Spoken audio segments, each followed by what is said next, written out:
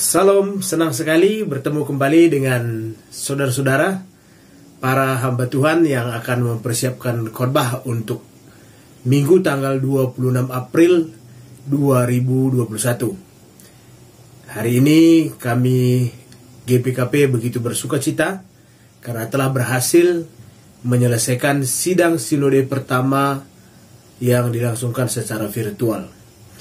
Dan saudara, kami percaya ini semua bisa terjadi karena berkat doa-doa yang juga disampaikan oleh jemaat GPKP dan saudara-saudara sekalian. Baiklah, tanpa membuang-buang waktu kita lagi, kita akan memulai sermon khotbah kita untuk Minggu 26 April 2021. Nah, saudara-saudara, bahan untuk khotbah minggu kita diangkat dari 1 Yohanes 3 ayatnya yang ke-19 sampai ayatnya yang ke-24. Mari kita buka bersama-sama 1 Yohanes 3 ayat 19 sampai dengan 24. Demikian firman Tuhan. Demikianlah kita ketahui bahwa kita berasal dari kebenaran. Demikian pula kita boleh menenangkan hati kita di hadapan Allah. Sebab jika kita dituduh olehnya, Allah adalah lebih besar daripada hati kita, serta mengetahui segala sesuatu. Saudara-saudaraku yang kekasih, jikalau hati kita tidak menuduh kita, maka kita mempunyai keberanian percaya untuk mendekati Allah. Dan apa saja yang kita minta, kita memperolehnya daripadanya, karena kita menuruti segala perintahnya dan berbuat apa yang berkenan kepadanya. Dan inilah perintahnya itu, supaya kita percaya akan nama Yesus Kristus anaknya, dan supaya kita saling mengasihi sesuai dengan perintah yang diberikan Kristus kepada kita. Barang siapa menuruti segala perintahnya, ia diam di dalam Allah dan Allah di dalam dia, dan demikianlah kita ketahui bahwa Allah ada di dalam kita, yaitu Roh yang telah Ia karuniakan kepada kita. Nah, sebagaimana biasa, kita selalu memulai dari latar belakang dari surat ini, yaitu latar belakang surat Yohanes. Nah, saudara, para teolog sependapat bahwa Yohanes, murid Yesus, adalah penulis surat ini. Sebagaimana juga 2 surat Yohanes yang lain, dan juga Injil Yohanes beserta Wahyu. Jadi semuanya 5 kitab yang merupakan tulisan dari Yohanes, murid Yesus. Kemudian yang kedua, hal ini didasarkan oleh kesaksian dari Papias, Tertullianus, dan Clemens dari Alexandria. Namun nanti kita akan temukan bahwa surat ini tidak memiliki tujuan yang pasti atau alamat surat yang pasti. Yang ketiga, kita sependapat bahwa ini adalah tulisan dari Yohanes, murid Yesus, karena diperkuat oleh ditemukannya kemiripan-kemiripan gaya bahasa, gaya penulisan, kosakata, dan tema-tema surat ini dengan tulisan Yohanes yang lain, sebagaimana Wahyu juga Injil Yohanes. Nah, mari kita lanjutkan. Nah, sebagaimana kami sampaikan tadi bahwa tidak ditemukan kepada siapa sesungguhnya surat ini dikirimkan. Karena itu kita dapat menyimpulkan bahwa surat ini adalah surat edaran dari Yohanes yang ditulis di Efesus kepada jemaat-jemaat di provinsi Asia yang merupakan daerah-daerah atau jemaat di bawah kerasulan Yohanes di sekeliling provinsi Asia. Sebagaimana peta yang saudara dapat saksikan di layar ini. Nah, yang kelima, persoalan yang paling menonjol yang melatar belakangi surat ini ialah adanya ajaran palsu mengenai keselamatan dalam Kristus. Dan cara bekerjanya di dalam diri orang percaya, mereka menyangkal bahwa Yesus adalah Kristus, atau bahwa Kristus dapat menjelma menjadi manusia. Ini dipersoalkan oleh orang-orang yang menyampaikan ajaran palsu ini. Saudara dapat membaca pada pasal 4 ayat 2-3. Kemudian akibat dari perkembangan ini, beberapa jemaat diinformasikan telah meninggalkan persekutuan. Nah, saudara, ajaran yang diajarkan oleh orang-orang yang disebut oleh Yohanes sebagai ajaran yang palsu ini adalah mereka mengajarkan bahwa menaati perintah Yesus dan hidup kudus dan terpisah dari dosa dan dari dunia tidak diperlukan untuk iman yang menyelamatkan. Nah, inilah yang berkembang. Kemudian yang kelima, saudara jangan lupa bahwa pada zaman ketika rasul-rasul menyampaikan pelayanannya bersamaan dengan zaman ketika filsafat abad pertama berkembang. Nah, salah satu tokoh yang mengembangkan filsafat saat itu adalah Epikurianisme. Filsafat Epikurianisme. Nah, ajaran Epikurianisme ini berkembang pada kalangan-kalangan atas atau orang-orang terkemuka dan terpelajar yang ada di daerah-daerah pelayanan Yohanes. Ajaran ini menekankan bahwa mereka lebih meyakini dunia materi atau dunia yang kelihatan. Mereka mengajak pengikutnya untuk saling mengasihi dan sangat menentang ketahyulan dari agama tradisional. Nah, karena ajaran ini menekankan bahwa apapun yang tidak terlihat, apapun yang tidak dapat dilihat oleh mata itu tidak ada. Mereka lebih berpendapat bahwa apa yang ada wujudnya. Apa yang ada adalah apa yang terlihat materinya. Sehingga sulit bagi mereka menerima ketika dikatakan bahwa Allah yang tidak kelihatan itu menjelma di dalam tubuh seorang Yesus. Ini bagi penganut filsafat ini tidak dapat diterima. Dan filsafat ini mempengaruhi jemaat-jemaat Kristen saat itu. Sehingga beberapa di antara mereka memutuskan untuk keluar dari persekutuan dan mengembangkan ajaran yang baru. Nah, untuk itulah Yohanes menulis surat edaran ini. Meskipun filsafat ini menekankan kepada pengikutnya untuk saling mengasihi, tetapi bagi Yohanes itu tidak cukup tanpa menekankan keilahian Allah dan Kristus Yesus. Nah, itu akan kita temukan pada bagian berikutnya. Nah, sekarang saudara-saudara, mari kita memasuki pokok-pokok penting dari nats kita yang dapat saudara sampaikan di dalam khotbah. Nah, tadi kita telah mendapat latar belakangnya, bahwa ternyata seringkali gereja dalam berbagai zaman harus membahasakan ajarannya untuk menentang ajaran-ajaran lain yang berkembang pada zamannya.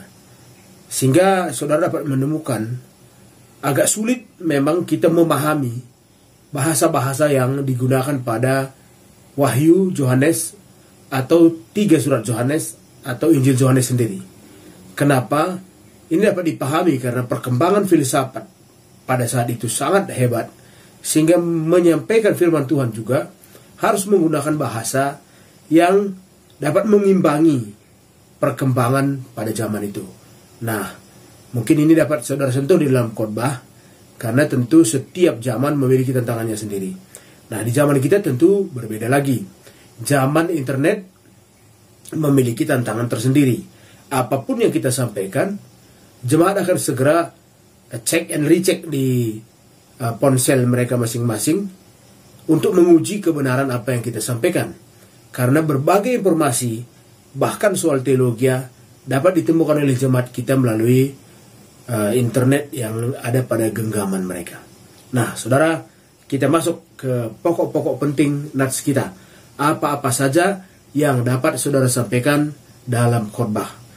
Nah, yang pertama yang beberapa kali diucapkan di dalam nats kita ini adalah soal hati. Saudara dapat temukan pada ayat 19, 20, dan 21. Ada apa dengan hati? Dan mengapa Yohanes membicarakan hati? Yohanes membicarakan hati berkaitan dengan kasih. Bagi Yohanes, ada ikatan di dalam hati manusia yang dapat membuat manusia itu ragu-ragu. Ada suara di dalam hati yang dapat mempengaruhi sikap-sikap kita. Dan kita sendiri mengalaminya. Apapun yang saudara kerjakan, apapun yang saudara pikirkan, tindakan apapun yang ingin saudara ambil, saudara berdiskusi dengan hati saudara. Sehingga seringkali setelah diskusi dengan hati, kita kemudian ragu-ragu untuk mengambil sebuah tindakan. Nah, inilah yang dimaksudkan oleh Yohanes. Yang ketiga, seseorang dengan hati dan pikiran yang peka ingin tahu apakah sesungguhnya dirinya adalah Kristen. Bagaimana seseorang Kristen itu menilai apakah dirinya adalah Kristen sungguh-sungguh? Yaitu dengan melihat hati dan pikirannya. Apa yang ia pikirkan, apa yang ia bicarakan di dalam hatinya. Nah, dengan sederhana, Yohanes mengatakan, bila kita mengasihi sesama kita manusia, maka menurut Yohanes, kita boleh merasa pasti bahwa ada Kristus di dalam diri kita. Nah, kenapa Yohanes berpendapat demikian? Ini meluruskan filsafat Epikurianisme. Karena filsafat Epikurianisme berpendapat tidak perlu percaya kepada apapun yang bersifat tahayul. Karena bagi Epikurianisme, agama-agama tradisional yang berkembang pada saat itu adalah bagian dari dunia tahayul. Namun dalam segi etika, Epikurianisme mengajarkan pengikutnya untuk mari saling mengasihi. Dan itu berkembang di tengah-tengah jemaat. Kita saling mengasihi tanpa terikat kepada apa yang disebut dalam tanda kutip tahayul oleh Epikurianisme. Untuk meluruskan ini, Yohanes berkata, engkau tidak akan mungkin mengasihi seseorang dengan sempurna tanpa adanya Kristus di dalam hatimu. Pastilah ada yang menggerakkan hatimu sehingga engkau memilih untuk mengasihi. Dan Yohanes berkata, yang menggerakkan hatimu itu adalah Allah sendiri. Nah, bagian yang kelima, Yohanes mau mengatakan bahwa seorang bidah yang hatinya penuh kasih jauh lebih baik, jauh lebih dekat dengan Kristus dibandingkan seseorang yang patuh mengamalkan ajaran agama namun hatinya jauh dari mengasihi dan memperhatikan orang yang membutuhkan. Nah, karena banyak juga orang yang patuh beragama tetapi tidak ada orang yang sanggup hidup dengannya. Nah, jadi Yohanes berpendapat seorang yang bidah, yang hatinya penuh kasih sayang, jauh lebih dekat dengan Kristus. Karena Yohanes percaya orang yang mengasihi pasti ada yang menggerakkan di dalam hatinya. Dan dia menyimpulkan orang yang menggerakkan itu adalah Yesus sendiri. Yang keenam, ada kalimat Yohanes yang tidak biasa, yang kalau kita perhatikan dengan saksama, bahkan agak rumit, yang harus kita lihat maksudnya dengan baik.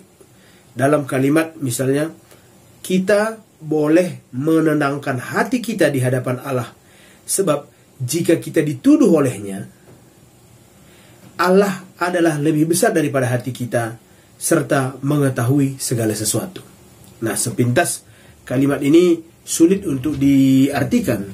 Namun kalimat ini berarti kira-kira hati kita, mungkin saudara dan saya juga sering mengalami, hati kita sering mengutuk kita. Atau hati kita sering menuduh kita sendiri. Hati kita sering mengkritik diri kita sendiri. Bukankah pernah saudara alami ketika hati ini menghakimi saudara? mungkin saudara melakukan sesuatu, dan mungkin sesuatu yang saudara lakukan itu seperti tidak berkenan di hati saudara. Kemudian hati ini menuduh seperti jaksa penuntut umum. Hati kemudian mengkritik diri kita sehingga kita hidup dalam perasaan bersalah. Kita merasa tidak bersemangat karena hati kita menghakimi kita selalu. Pernahkah saudara bayangkan ketika saudara melakukan sesuatu yang tidak berkenan di hati, saudara berhari-hari di dalam penderitaan.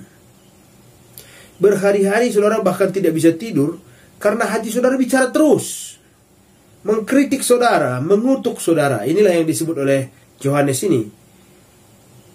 Kita sering dituduh olehnya. Kita sering dituduh oleh hati kita sendiri. Namun jangan takut. Nah, ini pesan dari Yohanes. Jangan takut. Sebab Allah jauh lebih besar dari hati kita ini. Karena Allah bukan saja mengetahui dosa-dosa kita, namun Ia juga mengetahui bahwa ada kasih di dalam diri kita. Allah juga tahu apa maksud-maksud hati kita, harapan-harapan kita, kerinduan-kerinduan kita. Allah tidak hanya melihat perbuatan, tapi sesungguhnya maksud terdalam dari hati kita. Nah, ini sangat menarik untuk saudara khotbahkan. Karena sebahagian dari jemaat kita adalah orang yang bergumul dengan hatinya sendiri. Orang yang bergumul dengan hati yang suka menuduh. Hatinya sendiri menjadi musuhnya. Hati itu menuduh dia setiap hari. Nah, seperti gambar yang saudara saksikan di layar saudara. Ada seorang anak karena rasa sayang yang begitu dalam kepada ibunya, dia sangat menyayangi ibunya. Dan dia perhatikan ibunya selalu memegang handphone kemana saja. Tidak pernah sekalipun terlepas handphone itu dari tangan ibunya. Bahkan waktu masak handphone itu di tangan ibunya. Waktu tidur sampai ketiduran handphonenya tidur bersama ibunya. Bahkan ke toilet, ke kamar kecil saja, ibunya membawa handphonenya beserta dia. Dan sekarang handphone yang sangat disayangi ibu itu sedang kotor. Karena ibunya lagi sibuk membuat adonan roti sehingga tepung di mana-mana, sambil ibunya mengikuti tutorial membuat roti itu dari YouTube, lalu handphone digeser, dibuka dan sebagainya sehingga handphone itu dipenuhi dengan tepung. Nah, rasa sayang itu, ada kerinduan di dalam hati anak ini, ada kerinduan, ada dorongan, ada maksud baik, ada harapan dari anak ini untuk menyenangkan ibunya. Namun kemampuannya terbatas, kecerdasannya terbatas. Yang penting ia memiliki kerinduan untuk menyenangkan hati ibunya. Nah, kerinduan hatinya itulah yang mendorong ia kemudian berinisiatif mengambil handphone ibunya itu, lalu merendamnya di air sabun, mencucinya. Dia lupa handphone ibunya itu bukan handphone yang tahan air. Dan apa yang terjadi begitu ibunya tahu dan menyadari perbuatan anaknya? Si ibu itu menghukum anak ini begitu besar. Dia berteriak keras. Dia mencubit anak ini, bahkan memukulnya, tanpa pernah memperhatikan apa kerinduan-kerinduan terdalam di balik perbuatan anak ini. Apa yang ada di dalam hati anak ini tidak pernah menjadi perhatian ibu ini. Ibu ini konsentrasi pada perbuatan anak ini. Perbuatannya salah, yaitu ia merendam handphone ibunya. Namun motif di balik perbuatan merendam itu tidak menjadi perhatian ibunya. Itulah yang disebut oleh Yohanes. Allah dapat membaca motif itu. Allah dapat membaca segala sesuatu yang ada di dalam hati kita. Ini khotbah yang luar biasa. Karena ada suami yang ingin menyenangkan istrinya, lalu ia bekerja keras, sangat keras, sehingga ia harus cepat sekali dini hari pergi dan larut malam pulang. Begitu ia pulang, ia ketiduran karena begitu lelahnya. Si istri kemudian menyimpulkan bahwa suami ini tidak menyayangi mereka lagi. Si istri melihat perbuatan-perbuatan suaminya tanpa pernah melihat motif mengapa suaminya mengerjakan itu, tanpa melihat kerinduan-kerinduan di balik perbuatan suaminya ini, tanpa melihat harapan-harapan apa yang ingin suaminya dapatkan dengan bekerja keras. Begitu juga sebaliknya, si suami yang begitu lelah kemudian pulang ke rumah karena begitu rindu dengan istrinya, lalu menemukan istrinya begitu menyibukkan diri di dapur masak, atau menyibukkan diri untuk membersihkan rumah, dan tidak punya waktu sedikit saja untuk bicara dengan suaminya. Si istri melakukan ini semua untuk menyenangkan suaminya. Ia berpikir, kalau suamiku sudah capek bekerja, bukankah sebaiknya rumah ini bersih?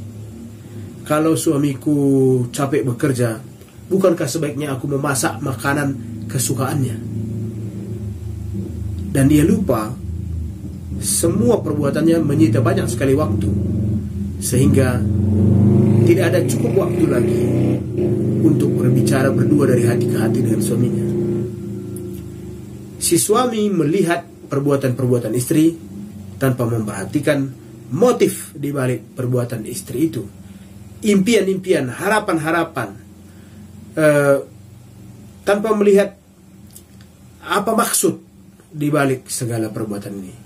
Lalu hiduplah dua orang ini di dalam sebuah rumah dengan kesimpulan mereka masing-masing. Lalu mereka menyimpulkan hubungan ini harus diakhiri karena kedua mereka tidak bahagia. Bukankah ini sangat tragis? Bukankah hal ini juga yang terjadi di tengah-tengah gereja kita? Seringkali di tengah-tengah jemaat, di tengah-tengah komunitas yang lain. Nah, ini tepat sekali untuk saudara singgung di dalam khotbah kita. Baik saudara, kita akan melanjutkan. Nah, yang ke-8. Pengetahuan Allah inilah yang memberikan pengharapan bagi kita. Kemampuan Allah membaca seluruh hati kita inilah yang memberikan pengharapan bagi kita. Bukankah manusia seringkali melihat perbuatan tapi Allah melihat maksud? Nah, ini yang dimaksudkan oleh Yohanes. Allah sanggup melihat maksud hati kita.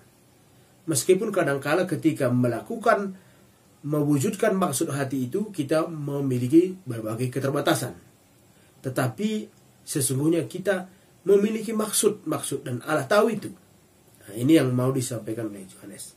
Nah, bagian yang 9.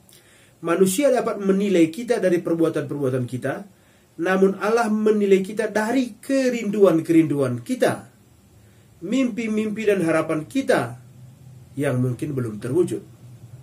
Nah, jadi kita sering melihat hasil, tapi Allah selalu melihat proses. Bagaimana proses yang kita capai, kita lakukan untuk mencapai hasil itu. Nah, ada satu peribahasa Prancis yang boleh juga saudara sampaikan di dalam khotbah, karena ketika kita berkhotbah, saudara, selain ilustrasi adalah hal yang penting dalam khotbah, peribahasa-peribahasa singkat juga membuat khotbah itu menjadi sangat berarti. Karena peribahasa yang pendek dapat membahasakan khotbah yang begitu panjang. Nah, ada peribahasa Prancis yang mengatakan, mengetahui semuanya adalah mengampuni semuanya. Dengan pengetahuan yang amat luas, sebagaimana gambar yang ada di layar saudara, ketika saudara menggenggam dunia ini, maksudnya ketika saudara mengetahui apa saja di dunia ini, saudara kemudian dapat memaklumi apa saja. Ketika saudara ketahui mengapa seorang jahat menjadi jahat, yang ada di dalam saudara, hati saudara bukanlah penghakiman, tapi pengampunan. Ketika seorang ibu yang handphonenya dicuci oleh anak memiliki pengetahuan yang amat luas bahwa si anak sesungguhnya begitu sangat menyayangi ibunya, sehingga ia juga mau ikut menyayangi apa yang ibunya sayangi, karena ibunya sangat menyayangi handphonenya, maka si anak ingin juga menyayangi handphone itu dengan cara membersihkannya. Andai kata ibu ini dapat membaca maksud di balik hati anak ini, apakah ia akan menampar, mencubit, memarahi, berteriak kepada anaknya. Tidak. Yang ia lakukan, ia akan memeluknya. Meskipun handphone itu harus dibawa ke tukang reparasi. Inilah yang disebut dengan kedewasaan iman. Orang yang dewasa imannya, dia akan bahagia. Karena apa? Karena ia dapat memahami apa saja di dalam kehidupan ini. Nah, saudara, kita akan lanjutkan ke 11. Yohanes selanjutnya berkata tentang dua hal. Nah, Yohanes pada bagian kedua, ia berkata tentang dua hal. Kita harus percaya akan nama anaknya Yesus Kristus. Dan yang kedua, kita harus saling mengasihi. Kita dapat memahami apa yang disampaikan Yohanes ini, sebagaimana yang kita lihat pada nomor 12 ini, karena perkembangan filsafat abad permulaan, antara lain ajaran Epikurus, yang hanya menekankan kasih sayang, tapi menolak ketuhanan Yesus. Namun Yohanes memiliki pendapat yang lain. Yohanes berkata, kita tidak mungkin melakukan perbuatan yang penuh kasih tanpa mempercayai Tuhan Yesus. Nah, karena Epikurus menekankan kasih sayang, menolak ketuhanan Yesus. Karena mereka menolak semua yang bersifat tahayul dan dewa-dewa. Mereka menekankan, ajaran Epikurus ini menekankan pada apa yang kelihatan, yang tidak terlihat bagi mereka tidak ada. Yang tidak terlihat tidak ada. Begitulah pada saat itu filsafat. Nah, kemudian perkembangan filsafat akan ada lagi kan, ketika kemudian orang menemukan bahwa ada bakteri yang tidak kelihatan ya. Ternyata ada makhluk hidup yang tidak kelihatan. Nah, ini kita bisa lihat perkembangan filsafat. Dulunya, nah, Epikurus berpendapat yang tidak kelihatan tidak usah dipercaya. Karena Tuhan tidak kelihatan, pengikut Epikurus ini tidak percaya, makanya mereka dekat dengan ateisme. Namun saudara, mereka menekankan mari saling mengasihi, karena orang yang kita kasihi, kita saksikan di depan mata. Apa yang terlihat itulah yang nyata, itulah materi. Nah, mari mengasihi orang yang kelihatan. Nah, karena itu Yohanes kemudian meluruskan filsafat ini. Yohanes tidak menekankan salah satu di antaranya. Karena bagi Yohanes, engkau tidak mungkin mengasihi bila tidak ada Kristus di dalam hatimu. Nah, Yohanes menekankan keduanya, Kristus dan kasih. Jadi tidak mau Yohanes memisahkan keduanya. Yohanes menekankan keduanya. Kristus dan kasih adalah satu kesatuan. Engkau tidak mungkin mengasihi bila tidak ada Kristus di dalam hatimu. Nah, itu yang disampaikan oleh Yohanes. Nah, jadi bagi Yohanes, percaya akan nama Yesus Kristus berarti percaya akan hakikat dan watak serta sifat Kristus. Percaya bahwa ia adalah anak Allah. Nah, Yesus menyingkapkan secara sempurna Allah kepada manusia.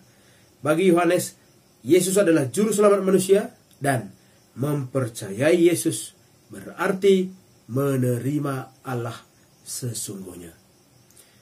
Kemudian orang Kristen bagi Yohanes adalah orang yang memiliki kepercayaan yang benar dan perbuatan yang benar. Kepercayaan yang benar dan perbuatan yang benar, dua hal yang benar. Kita tidak mungkin melakukan satu di antara keduanya. Kita tidak mungkin hanya memiliki kepercayaan yang benar, tapi tidak melakukan perbuatan yang benar. Atau kita tidak mungkin melakukan perbuatan yang benar tanpa dilandasi oleh kepercayaan yang benar. Nah, ini yang disampaikan. Jadi, kepercayaan tidak ada artinya tanpa perbuatan atau aksi. Namun pada sisi lain, aksi atau perbuatan tanpa dilandasi oleh kepercayaan yang benar adalah sia-sia. Nah, ini yang disampaikan oleh Yohanes. Jadi kita diajak pada khotbah ini untuk menerima Yesus dengan meneladani sikapnya dalam mengasihi. Jadi tidak mungkin kita menerima Yesus tanpa meneladani sikapnya dalam mengasihi dengan benar. Nah, sama seperti pada gambar ini Mother Teresa, mungkin saudara juga dapat menambahkannya dalam khotbah sebagai tambahan ilustrasi.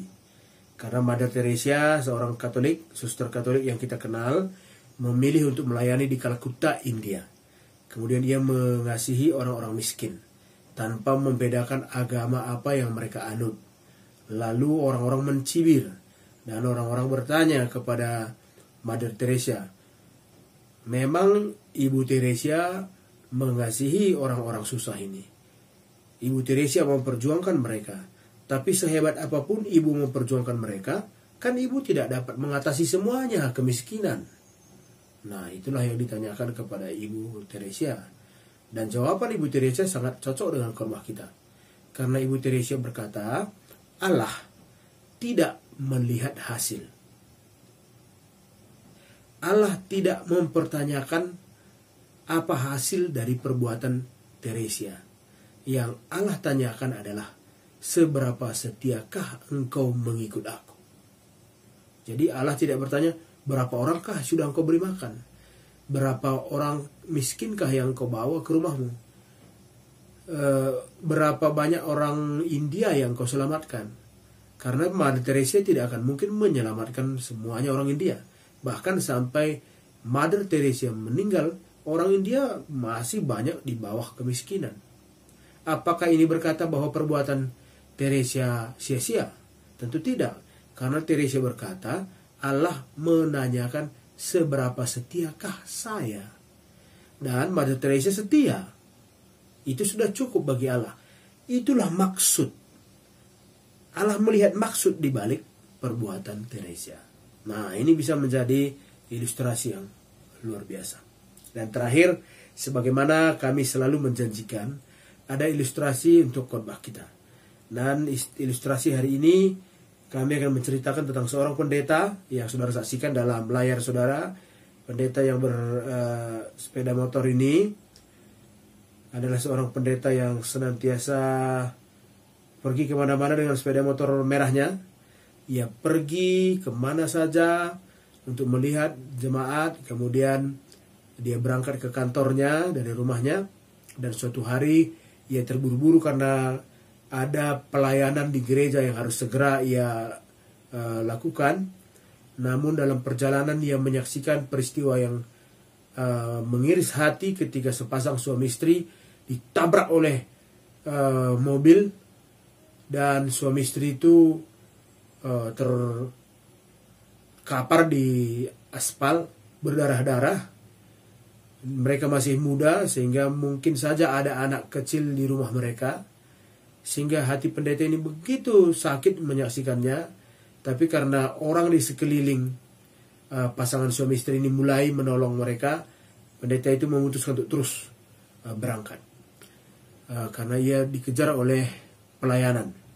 Nah, selesai pelayanan, masih terngiang-ngiang dalam pikiran pendeta ini pasangan suami istri yang tertabrak tadi. Sehingga ia memilih untuk berdoa dengan menangis dengan penuh air mata kepada Tuhan untuk keselamatan kedua orang itu. Apakah perbuatan pendeta ini baik? Semua kita sepakat baik. Tetapi perbuatan ini tidak cukup. Karena pendeta ini tidak berhenti untuk menolong mereka. Ia pergi saja, lalu memilih untuk mendoakannya. Begitu banyaknya kita, saudara-saudara, bicara tentang pembelaan hak orang-orang kecil, tetapi menindas pembantu yang ada di rumah kita. Begitu banyaknya orang memperjuangkan hak-hak anak-anak, tetapi menindas anak-anak di rumahnya. Begitu banyak orang memperjuangkan agar kekerasan dalam rumah tangga tidak terjadi, tapi ia selalu menghina istri atau suaminya dengan kata-kata kasar. Apa gunanya ini? Tidak ada gunanya. Karena iman tanpa perbuatan adalah palsu. Iman tanpa perbuatan adalah sia-sia. Yohanes mengatakan kepada kita, Allah memperhatikan maksud di balik hati saudara. Semoga saudara-saudara, catatan-catatan khotbah yang sudah kita susun bersama-sama ini akan menolong saudara-saudara yang berkhotbah pada Minggu tanggal 26 April 2021 berkhotbah dengan lebih berkuasa lagi. Kiranya jemaat yang mendengarkan khotbah kita semakin terberkati dengan apa yang sudah kita kerjakan. Dan doakanlah agar channel Retreat Center ini semakin hari semakin berkembang. Karena itu bagikanlah kepada banyak pelayan Tuhan yang lain agar sebanyak mungkin orang terberkati oleh channel kita ini. Terima kasih saudara-saudara. Sampai bertemu pada minggu yang akan datang. Terima kasih.